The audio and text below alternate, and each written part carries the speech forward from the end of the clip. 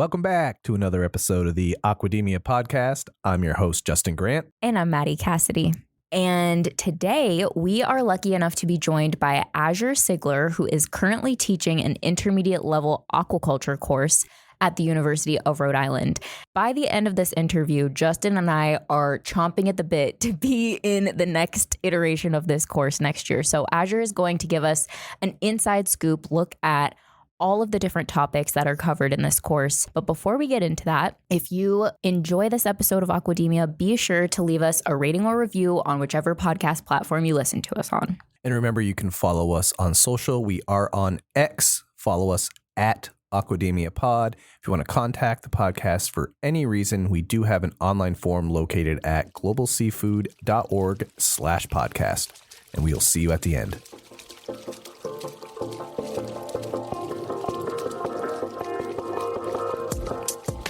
Welcome to the Aquademia podcast. Our diet is hurting the environment in myriad ways. I mean, we desperately need to eat more seafood. This is a pioneering industry with a whole lot of people who have really good ideas and a lot of experience and are unafraid. Aquademia is your go-to podcast for a fresh take on all things seafood.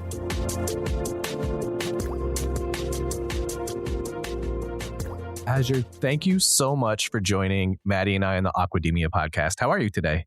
I'm wonderful, and thank you both for having me, for the invitation. And it's a wonderful thing to be doing on a cold winter's day. Yeah, we are so excited to have you on the show with us today. We were just reminiscing about the sub-zero temperatures we've been having with lots of snow and ice, and it's been a crazy couple weeks for us, for sure. Yes, it tests even the hardiest New Englanders. So that's right. Before we get into this episode, I would like for you, Azure, to introduce yourself and your current role. Of course. So my name is Azure Cygler, and I use she, series pronouns. I'm based here in Narragansett, Rhode Island, and I'm a fisheries and aquaculture extension specialist for Rhode Island Sea Grant. And we happen to be based at the University of Rhode Island, as a lot of sea grants are. And ours is on the Graduate School of Oceanography Bay Campus. So we look out the window at our research vessel, and there's a lot of active marine-based research that goes on here. So that's really nice to help support our sea grant efforts. So that's what I do and come to you in that role. But I also have a kelp and an oyster farm in Rhode Island as well. Just a little under a 3-acre farm where we grow oysters and kelp is a winter crop. So it's currently hanging on under the ice, and we'll see in the spring. But that's a role I bring into the course that I know we'll talk about a little bit. Excellent. So could you dive a little deeper into your path into aquaculture and fisheries and what really drew you to specializing in this field?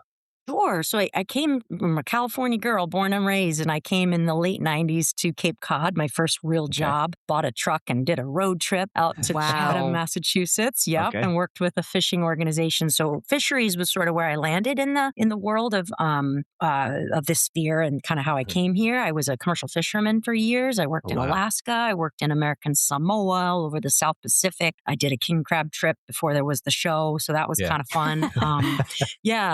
And worked in Cape Cod as a fisherman as well on a bunch of sort of day boats and lobster and weirs and ground fishing. And so that was really a wonderful place where I sort of entered the ocean career field. It was kind of in that like living the life as a fisherman, and came to aquaculture and recognizing that extraction is not probably the model that is most sustainable in all instances for our future of our ocean's health. There's definitely great ways to fish and more ecologically sound ways to fish. But I think aquaculture, to me, in my mind, was such a wonderful opportunity to still be on the water, work with amazing entrepreneurs, people who have their livelihoods on the water, but do it in a way that didn't feel so extractive, especially at a time when, in the 90s and, early 2000s, we were kind of bumping along with stock assessments, and there was sort of a new model to collaborate with fishermen, which I thought was wonderful. So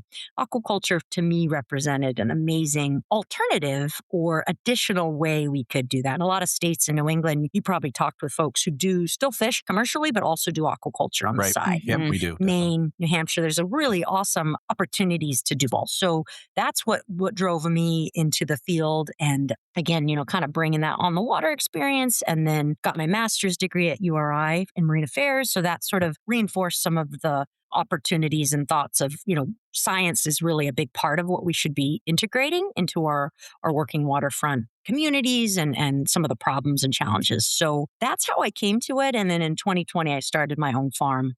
Like to call it a career chiropractic. So 2020, I don't know if you remember. We try to forget. Things going Take on. us back.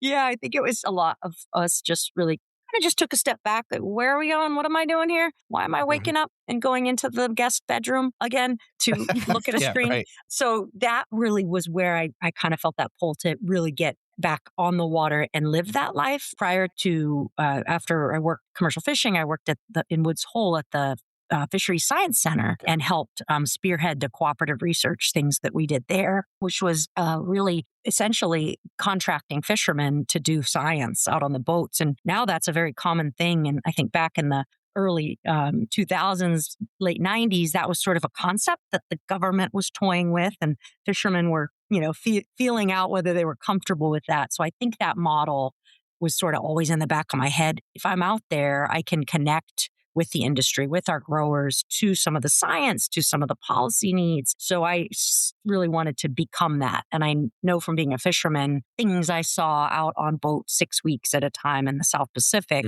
drove what decisions I wanted to make career-wise and where I felt energy should go in sort of repairing our ocean planet. So I think that was really where starting my own farm was really appealed to me. So I did, and I've been doing it ever since. Started kelp farming, and then I like to say I bought an oyster farm to support my kelp habit.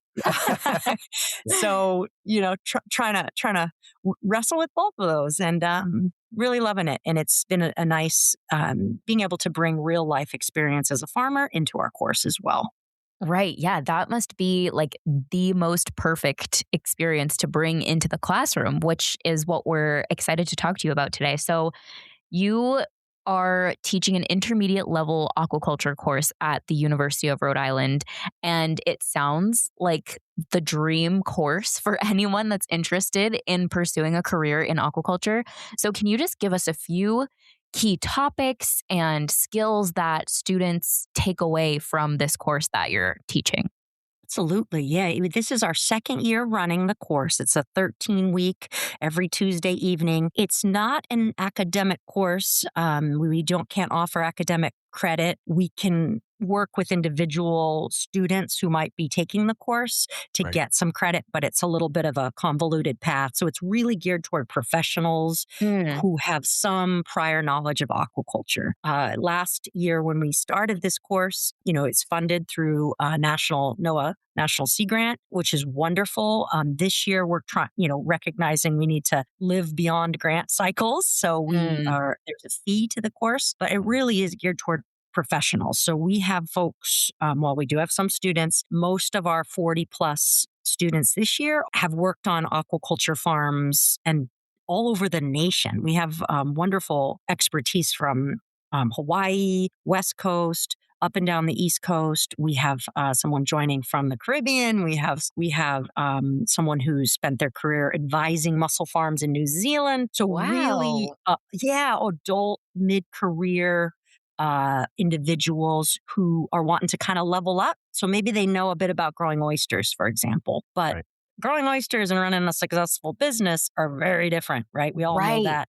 Business owners. So we're really trying to give them skills to run a successful business, right? They got the ins and outs. They know husbandry. They know what a hatchery is. They know how to cultivate and sell and generally market. But now, okay, don't forget to do your taxes. Don't forget to have insurance.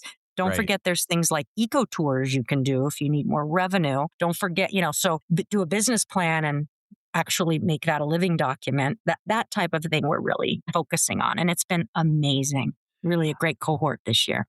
Yeah, I was just going to say, I'm so glad that we're able to get you on the podcast to talk Yes. about this, because the amount of contacts that we get that are always saying, like, I want to know how to successfully start my own business. And GSA isn't really in the business of doing that, right? I mean, we have experts in-house that definitely could educate them, but that's not necessarily their role. So everything that you're talking about is hitting a lot of like what we're hearing that's out there. There's people that are just really confused. Like they might have a skill set or a family run business, but they're just not quite sure where to go next. So having this out there is just so important. Especially in the aquaculture field where there's so much to like the legality and the permitting and licensing and things like Yes. that. There's so many niches that can get really convoluted really quickly if you're just starting out. Absolutely. And we are based in Rhode Island and are coming with the mostly Rhode Island based experiences to aquaculture, but we very much recognize, especially this year, folks are asking about finfish culture and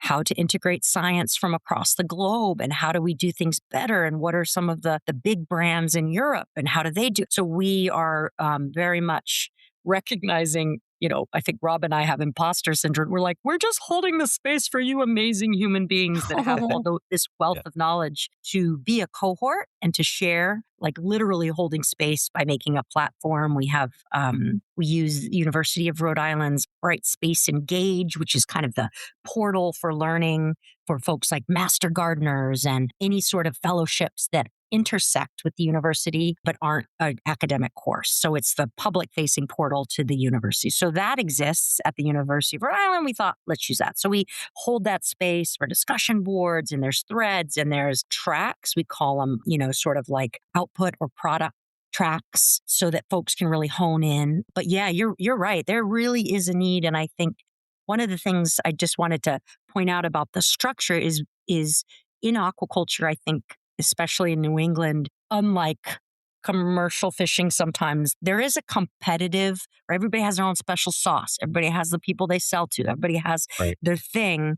But there's a little bit more of a collaborative spirit. I think there's a collaboration isn't partnership, right? You don't have to give away the gold. You don't have to share some of your trade secrets, but you can also recognize, if we kind of do this thing together, like 100%. Figure out this regulatory hurdle, it's kind of rising tide floats all boats type of a situation. We're all going to benefit from that. So I feel like we're really aiming, sounds a bit elusive, but we're aiming to really constantly keep that spirit alive and recognize that and sort of foster that. So the ideas and the conversation are very much fueled by, we have a lot of farmers coming in, we have business experts, we have professionals, state agency experts, but we also have a lot of lived experience that's being shared. And I think that's enriching it. And really helping folks level up their business. Because that's how you learn, right? That's how it used to be. You'd learn the trade from your dad and he'd teach you the tricks, or you'd learn from someone you were close with, or you'd get the business after you worked there for 20 years. And we've sort of have that a little bit, but it's degraded. And I think for various reasons, we live in a different world. So we're trying to kind of keep that spirit of collaboration alive. I'm sure our listeners probably have figured this out, but I just want to clarify, students can register for this virtually. So you do not have to be anywhere in the proximity of University of Rhode Island to take this. Oh, yes, absolutely. So we do offer an in-person space at the Bay campus in Narragansett, Rhode Island, but it is primarily virtual joiners. So that hybrid option was really important because I think that cohort collaboration building, learning from each other, there's just some old salts amongst us, me included, that when you just get in a room in the evening and there's maybe some snacks, there's a richness that bubbles from that. So Rob and I are really trying to ensure that there's that cohesion between the virtual and the in-person.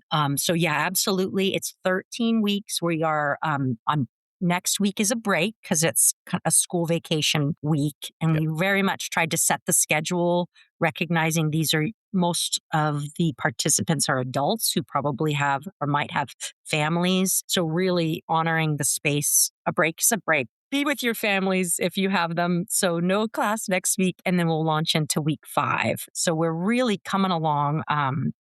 It's really special. Last this past Tuesday, we focused on staying healthy in aquaculture. And we had a fisherman grower, one of a few in Rhode Island who grew up on a fishing boat. And his dad later in life also bought an oyster farm. So he does both. He fishes sometimes lobsters and grows oysters. So he came in and he shared a very touching perspective of going overboard. And that was just last month. So very fresh and very open and honest. He also practices yoga. So he had the downward dog fish. I know. So we all got up and we were like leaning, you know what I'm saying? Like lean against the boat, lean against the totes, the stack. So really cool. So good. Yeah, practical. And he, referenced agribility, which is Maine-based, amazing videos on how to kind of just stretch, keep your back. So we focused on that and had just a very enriching conversation about staying healthy is physical, it's emotional, it's spiritual, it's whatever health means to you, and honor that, talk to people, share. It was a pretty special class. That's amazing. And so this is a business class, a business course, and it has this aquaculture lens. So what are some examples of what differentiates this course from other typical business courses? Like what's the aquaculture flair that you're putting in the course each week? Yes. So we very much encourage participants to go take an intro aquaculture course that most of our New England states at least offer them. We have the longstanding applied shellfish farming course, which is offered through Roger Williams University. And that's like a 101, some business aspects. Maine does an amazing program.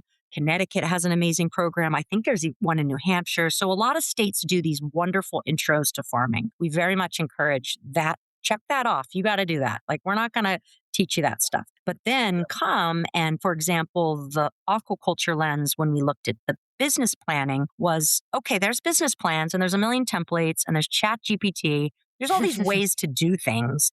But what breathes life into it? What are you going to use? Like, does it mean something? So creating an aquaculture specific business template for folks to reference is one thing. And also, doing the Chat GPT version of that and being like, okay, I get it. That makes it easy. But now you read that and you have to, what makes sense for you as a business person. And, some people have more tech comfort than others. So that's an example. We also brought insurance agents who provide insurance, liability, general liability, boat insurance, just for aquaculture farms specifically. So that was a really big eye opener. Too, for folks, how important it is. When you think you're covered, you might not be, all these sorts of little red line, bottom of the page type discussions. That's an example too. And one of the others that's coming up is communication. There's different ways we communicate our business. There's marketing, branding, all of that. There's also this level of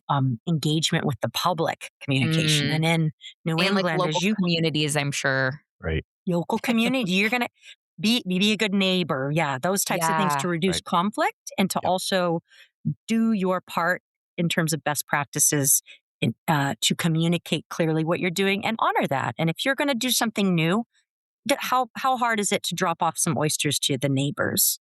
Or go to a town council meeting and just be like, hey, I know I'm not on the agenda. I just wanted to just share, find a creative way to, your community best to keep that line open so it doesn't look as though aquaculture is happening under the veil and behind people's backs. And because space is across, I think, probably the globe, but I think especially in the United States and the Northeast, that's a real concern for the growth of aquaculture. Absolutely. That is such a great creative way of approaching it. And I love that that's included in this course because it's something that's often like, it's not a primary thought, like community engagement. It's not even a secondary thought. It's like down below because it's more of a nice to have than a necessity. Yeah. But so that's why I love that you're including that specific aspect in this course because it really is so important for the greater acceptance of aquaculture because there's so many misconceptions and just confusion generally about aquaculture. And like you said, like people think it's happening in the shadows behind the veil. So I love that you're encouraging people to be like really forthcoming with these amazing, exciting, innovative production methods. It's should be shouted about. Yes, and even the social science, there's some real science happening around perception. So we are bringing a Professor Tracy Dalton who focuses on perceptions, public perceptions around the ocean and specifically aquaculture. So she's coming in a few weeks to show the data, like your home values. How do they change when there's aquaculture nearby? That type of thing. What are the general perceptions amongst other ocean users, boaters, water skiers, windsurfers? Like, what is the science that's informed through these surveys she's done? So I think that's going to also help enrich. Oh my gosh, that is so cool. Yeah, right. I mean, take this course next year. Next year. Yeah. Yeah. So we will get into some of those finer details near the end. So anyone that's listening, stay tuned because we'll let you know where to learn more about this course, when it runs, how to register, all of that fun stuff. So I'm going to switch gears just a little bit, and I want your perspective as an extension specialist. Like, what are some of the biggest trends or challenges in sustainable aquaculture that you're seeing today? I think from both a extension perspective and also a grower perspective, I think that there is a real increase in farmers doing more research. There's opportunities to do that through things like shellfish restoration projects. At least here in Rhode Island, we've been running for at least a dozen or so years of really sound shellfish restoration, which is rebuilding natural oyster reefs. So that activity involves farmers being contracted by the state to do that thing. I think those types of things are really a trend. So it's not just growing an oyster for market. I think that individuals are really diversifying their portfolio of activity. I think there's even here in Rhode Island, a few more farm tours available through different farms. You know, there was sort of one that was running through one company. I think folks are recognizing there's just an interest, and not to dive into the ethereal, but I also think that the human spirit needs a little healing right now, no matter where you stand in the spectrum of our political system or where you land there. I think the water, and there's science that proves, right, how healing it can be. So I think a lot of growers are getting like, hey, can I come out and see what you do? Can we visit the farm? Do you do tours? So I think there's now, and we hope through this course, we can help guide folks how to do that in a liability sound way, in a way that doesn't mar the overall picture of aquaculture. Like if you take folks out, make sure your stuff is in order and clean and following your regulatory lease, that type of thing. So I think those are big ones. There's an involvement by farmers. From what I've heard and learned in Maine and the Northeast, that's a very similar trend. There's cooperatives forming, at least in the kelp industry in the Northeast, based on models from like Alaska. And there's sort of more grants available too to link with that science. So the grower is a primary PI. And I think that's a really beautiful thing. Not everybody wants to do that or is cut out for it. It's a whole nother thing. And in our communications part 2, coming up in a few weeks, we talk about like being a good research partner. What does that mean? So there's communication with the public, communication with the government to do your farming. But if you do these other things, you know, there's things a researcher needs. If you're a PI on a project and you're supposed to take water temperature every 2 weeks, just do that, you know, and don't put it on a napkin and take a picture. Like just use the app or once a week, sit down and actually put the email together that's sensible. So I think those types of things but those are real trends. Yeah. More involvement than just the growing. Right. There's probably a piece of economics to that. A huge part of that is economic, diversifying that range of income. But I think there's just a real interest too. What did you learn from year 1 with your curriculum? Did you make any changes or adjustments based off completing the first 13 weeks in year 1? Yeah, absolutely. We did have some speakers that landed well, better than others, right? Right. We do have all the year 1 content. We pre-recorded those presentations. Yes, great. Visual. Yeah. So all the year 1 content's still available to folks, which is really nice. We didn't have to duplicate. Also, we oddly have a couple folks who are retaking it. We're like, that was so great. Really? I want to see if I missed something, which to me is just that's positive feedback. I mean, oh my gosh. I was like, you one time I'm like, you want to teach this one? You come on up here. yeah. You got this. And then also, so that's been some of those speakers we've replaced with others, and knowing that person's still available through the recording. Right. And then we also found through surveys, we did post class surveys. Yep. was that lived experience example from real farmers or real individuals who've gone through it was huge, right? And that makes sense. Yeah. So we are incorporating a lot more farmer expertise, a lot more, don't feel pressured to give us some big lecture type presentation with a PowerPoint. Just come and share. And that's been fueling really beautiful conversations. And then these discussion boards too. The third big thing we learned was that the majority of our participants are online.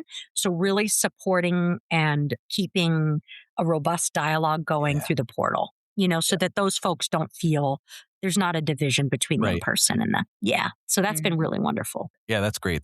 My wife works at a university, and because I used to be an instructional designer and write curriculums, and I always love seeing how, like, what are the key takeaways from like your first stab at something, right? And saying like, we didn't realize that this specific section or topic was going to be so well received, and we need to look at how we can make it more robust and integrate it more within the curriculum. So it's always, and that's just that continuous learning, right? You're always trying to say, all right, how do we make this even better the following year? And with that comment, I'm immediately going to send you my internal syllabus for you personally to look over and red pen all over it. Be like, that. I mean, I'm just saying, you threw that out there. He knows so much about all education courses, curricula. Like, he is your guy. It is so interesting because now, and not to get too far into the weeds, pun intended, most of the education stuff that I'm doing is through the podcast and through marketing initiatives. And now my wife is front and center. Like, she wasn't. Yeah, she you guys like shifted. Yeah, we kind of shifted, and now she's completely immersed into the educational aspect at the university level. So usually, I'd like to say she tries to pick my brain, but she definitely has a great handle on it. So she's pretty self-sufficient. When you were sleeping, she cloned your brain and she just made a section. So, that's a compliment. I will just add another element to that. We had two videographers who are based here at the University of Rhode Island in our Inner Space Center, which is this amazing room that's just giant screens, and you can actually be with a scientist on the sub virtually out in the middle of the Pacific. So there's a very interactive educational element to their work. They are professional sound and professional videographers, Alex and Ryan, and they volunteered and offered to do like a short commercial for us, which is really fun. And they also offered to interview a select number of past participants from year one. And that was really enlightening. So we did Rob and I are extremely different. And I think that's what's so wonderful. He is so smart and so by the book and so organized. And I am more like, what's the vibe? What do we got, people? Oh, everybody get up and we're going to breathe. That is really important to have both of those aspects, honestly, be able to put that all together.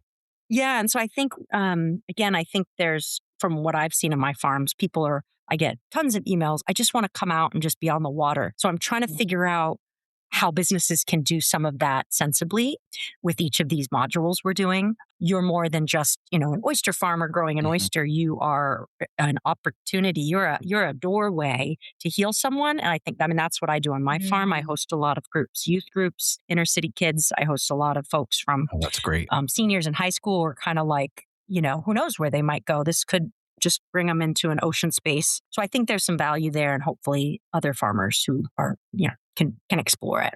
If any of those media assets you're comfortable with sharing with us, we would be more than happy to put those links in our show notes so we can share them with our audience.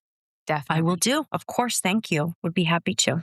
So along your path to get to this point, were there any mentors or key figures who played an important role for you that helped you to realize, like, this is what I want to do? Or maybe it's someone that inspired you to look into hosting this course. Like, were there any people that really shaped your path? Yeah, I think a few of the growers in Rhode Island, we have Moonstone Oysters, one of the oldest farms, was purchased from one of the original sort of modern day farmers in the 80s, Bob Rowe, who runs the East Coast Shellfish Growers Association. So they purchased the farm from him, and they have been really influential. I remember when my 15-year-old was like 4, they're like, you need to bring him out and you need to show him. I want to show him the fish that come up in the in the traps. And this was before I even, had my farm. So it was people like that go a little bit of the extra mile were really wonderful. And then I'll also say we were really asked by individuals to do something level up, that kind of 2.0 version. And I will definitely nod to, the Roger Williams University. That program was wonderful. They are still doing that intro course. The Maine program is amazing. Connecticut and Massachusetts now have really awesome intro to shellfish farming courses. So our Sea Grant colleagues were huge inspirations there. And we're as a Sea Grant family, you sort of share lessons learned and what worked, what didn't, aligning our course fee even so that it's not competing with each other or making one price seem high. So those types of decisions were really informed by and mentored through our Sea Grant colleagues in Connecticut and Massachusetts. So yeah, absolutely. And again, those courses are wonderful. And we didn't want to replicate that. We wanted to just enhance. So yeah, it seems like this really is a level up from all of those 101 type courses. Like it's a lot of times after you take a 101 course, you're like super jazzed and excited about the topic, but then it's kind of like, I don't know where to put this energy next. Like, where do I go from here? So it's a nice natural progression into your course, which is, it contains so much tangible, actionable information that people can use in their day-to-day work. I thank you. I think it is landing well. I think we do have another break March 23rd, which is a school break. And we have an optional class, which is a film screening by David Hepfer Wells. It's called Shucking Tradition, and it's about women oyster farmers. And we're going to have the stars come in. So I think those types of things I think are important to also inspire. Like you're saying, you have this basic intro knowledge. How do you get over that 5-7 year hump? And I lived through that one, right? Where you're just first few years, you start a business, I got this. This is going to be the best thing ever. I'm on it. Holy cow. Best business ever created. And you have energy and you're fueled by maybe a grant or your partner is supportive because they're like, cool idea. By year 3, they're like, this sucks. When are you going to make money? What's happening? Why are you always gone? Why don't you? So there's the realities. So we're trying to also hopefully get folks in past the hump by inspiring them. Like films are really great ways to just kind of get together too.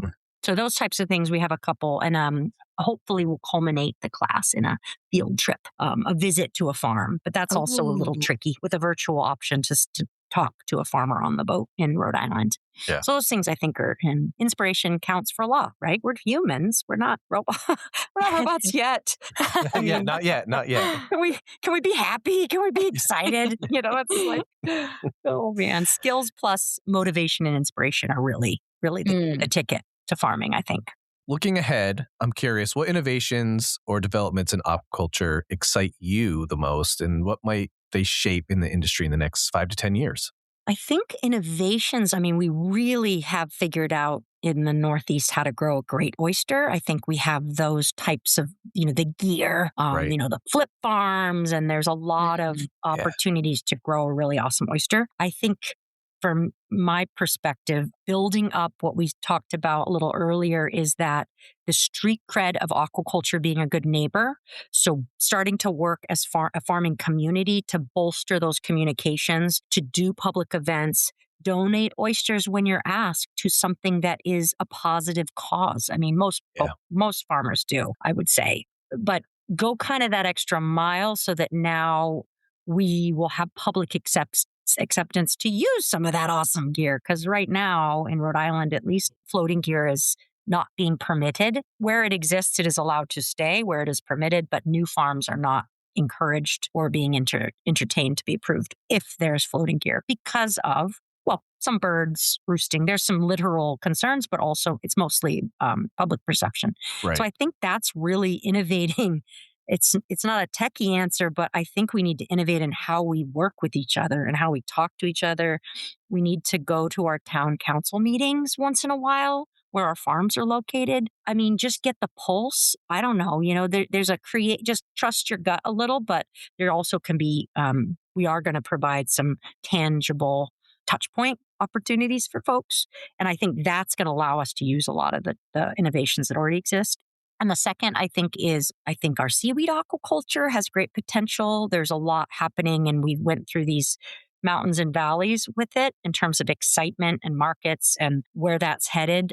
I think there's still a lot of potential there. And I think there's some really great innovations happening by farmers to get us through this valley that we're in. Because I think we're really at the top of a, holy cow, this is going to save the world. And now we're sort of the realities of markets is hitting a little and stinging. But I think there's some really cool things people are doing in that river underground. It's going to show itself. And so that's also a really awesome space. And it's a diversification opportunity for farmers, which Maine has done for years so very well as New Hampshire and Massachusetts, where you can do two different kind of main crops. And then also I would just say research, continue to be involved in some of the academic work, even if it's one project, just sign up for one project. And I think that's kind of keeps us linked to the bigger picture of shared knowledge that happens through scientific research and inquiry. Absolutely. I think that my perspective on teaching is that it's an inherently optimistic act to teach someone. And I just love to get your thoughts on when the world is seeming hard, you're doing this act of teaching the future and getting people excited about something that maybe could last their whole lives. So I'd just love to get your perspective on what is it like to be teaching people that are excited about something and like that energy in the room that you were talking about and that feeling of you just want to let these people connect with each other because there's something special in that room. So can you just tell us a little bit more about that? Because I think that's a feeling that you want to bottle up and replicate over and over again. There's just some magic with that. And I'd love to hear more about that. I love that point of view that teaching is inherently optimistic. That's beautiful. Thank you for sharing that because I think you're right, right? I think that the approach that Rob and I are taking is to just, again, be sort of space holders. It's kind of that, pedagogy versus andragogy type approach. And I think we recognize, clearly, again, these participants have so much more lived experience than Rob and I combined. But you just need someone to kind of hold space. And so that's the approach we're taking and letting it live. I would say it is really wonderful to see a lot of new early career folks joining us. We have mid-career and early career are the primary, and then some late career retired or have run a great business in something totally different and are now looking for that special place to enter aquaculture. But I think the early career, they are so much more optimistic than even I was coming out of college. And you would think it would be the opposite because they're sort of faced with a lot of a tougher market, maybe, perhaps. But I think they have so many skills, and one of that energy, we're trying to also direct them into where farmers need help. Like start on a farm, but you don't have to go work on the boat. A lot of these guys need websites redone. They need a social media page that's sensible. Like they need maybe a flyer that goes in the box with their oysters that's pretty versus a little, even ways that creative young energy can be put to good use. So those are great things. We have a new law student, graduated student in law from Massachusetts who's joining and is just kind of looking for, I don't want to go work at a big corporate firm. How can I help aquaculturists? So I think those are the really exciting things that we're trying to bring down from like bottle, like you're saying, and then and hopefully guide or put some contacts. I will say, being in the Sea Grant network, Rob and I are very grateful to have this family across the nation. Can always ping a colleague in a Sea Grant network in New Hampshire, Connecticut, and say, "Hey, do you know someone?" And most likely they do, because we're all old and been doing it a few years here and there, but not old wise. Experience. Experience. Yes. And so that's one way we're really trying to harness it. But there's some such creative energy, an individual who ran compost farms for their whole life. So very much focused on sustainability. Yep. How can they take what they learned in running those businesses into aquaculture and not start a farm? A lot of folks are kind of like very practical. The traditional model of applying for a lease and starting a farm is one thing, but there's also, what else can I do? Is there market support for kelp? Is there a way I can open a value-added processing space and run that? So I think there's kind of a, that optimism is landing places, and we're trying our best to connect those folks with real people and real opportunities. That is amazing. If any of our listeners want to learn more about the program, want to register, what is the best way for them to do that? They can always email myself, ACYGLER @URI.edu is a quick and easy, immediate touch point. Yep. Also, the Rhode Island Sea Grant website, ricgrant.org, I think. I just Google And things. we'll link to everything you're mentioning in the show notes. So our listeners, most of our listeners that listen all the time will know to go right there. They'll click and they'll be good to go. Yep. Beautiful. Rhode Island Sea Grant's website is where all the course registrations run through. We open registrations usually in January. Yep. So in January 2027, they will be able to register for year 3. And we have an interest form, so they can even fill that out now or email me, and they'll be on the roster, and we'll reach out with details. The course is $250 for 13 weeks. We do have a small number of fee waiver. We kind of call them scholarships, I guess, for individuals who would benefit from the course but can't pay that fee. So that's something we do assess and offer. And like you've said, this is open to anyone. You don't have to be a student. You can be a professional. Does that also apply geographically? Like if you're not in the U.S., are you allowed to take the course? Absolutely. Yep. No prerequisites, no proof of citizenship or other documentation is needed. It is open to the course. I will say year 1, I think we had almost, over 130 or so folks interested. And we did give priority to those in the region, in the state, in the region, and then in the nation, just because that's really where the content expertise is. As much as we would love to know a lot about aquaculture worldwide, that is something we're gaining. It's a big world. It's a big world. I mean, I guess. Yes. And also we have, in 2 weeks, we will be devoting a class to Rob and I's trip to Europe this past fall. So we went to France, Ireland, and Norway, and we toured farms, and we got expertise from those folks. And we have one of those seaweed farmers from Norway who, because of the time, it's a pre-recording. So trying to connect folks with our European aquaculture colleagues, and opportunities abound. And some of the things we learned about this particular French oyster that was really remarkable. So that's something we're going to present and share pictures and tell story and be able to connect them with across Atlantic farms. So that's exciting too. It's really clear that there's a lot of thought that's going into this, and it's continuing to grow. And just hearing your enthusiasm, the way that the students are taking everything that you're presenting to them in such a positive way, it gets me really excited. And I'm really hoping that any of our listeners that are feeling the same way check out our show notes and really either fill out that I'm interested form or reach out to you.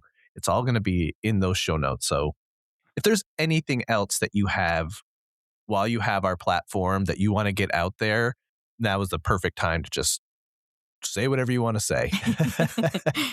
Well, I would add that in sort of circling back to that collaborative spirit, one of the things that brought me to aquaculture from fisheries was this tethering to land. I think at least, especially I should say in the Northeast, we're tethered to the shore, right? We're not gone for several days at a time on our aquaculture farms, right? We're able to be within contact. And I think that is a perfect invitation for us to collaborate. And it does not have to be giving away your marketing secret or your special sauce. But I would encourage folks who are in aquaculture in some capacity and want to level up, whether that's getting their own farm or move to a bigger role in the wider industry, no matter where you're at, is join your industry association. Most states have one. There's certainly the East Coast. We have the East Coast Shellfish Growers. Pacific Coast has a Pacific Shellfish Growers Association. Wherever it is, because I think there's real value in that collective thought in a way that is appropriate to each business. And they all know. Everybody knows. No one's trying to. So I think that's a beautiful way. And it helps us feel supported. And then, my secret plan to heal humanity. I think when we just kind of get around and talk and we just open up a little and we share ideas and give credit to those that did help us, there's just a rebuilding that happens that's just good for business and it's kind of good for our souls. Yeah, I love that. Well, Azure, I really appreciate you taking the time to sit down with Maddie and I. Thank you both for the invitation to be here. It was such a great pleasure, and I can't wait to have your syllabus feedback on my program. And you might see us in class next year. Yeah. Good. You are welcome. Always. Thank you. All right, Thank you so much, Azure. Folks, that was our conversation with Azure. I hope you enjoyed it. I hope you learned something. If you are interested in learning more about the course, please check out our show notes. As always, if you want to contact the podcast for any reason, you can do so by filling out our online form located at globalseafood.org/podcast. Remember, we are on social. We are on X. You can follow us at Aquademia Pod. And don't miss an episode of Aquademia. Be sure to subscribe to us on your podcast platform of choice to get every episode automatically downloaded to your device. And we will talk to you next time. Bye. Ciao.